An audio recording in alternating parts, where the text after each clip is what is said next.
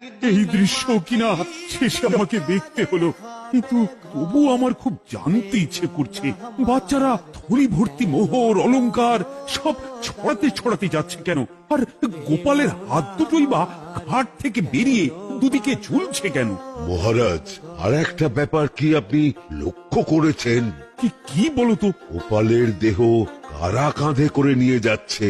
হ্যাঁ হ্যাঁ, ওই তো মন্ত্রী, সেনাপতি, জ্যোতিষী আর পণ্ডিত। আসলে গোপালের এই শেষ যাত্রা আমাদের কিছু শিক্ষা দিয়ে যাচ্ছে মহারাজ। এই যে দেখুন, যারা গোপালকে সহ্য করতে পারত না, এখন এখন তাদেরই কাঁধে গোপাল যাচ্ছে।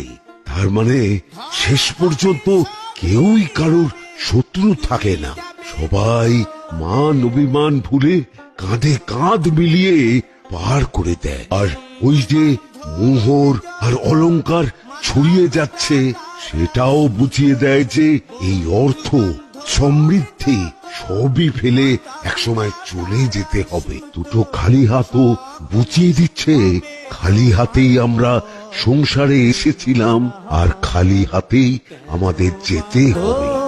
দালান ঘর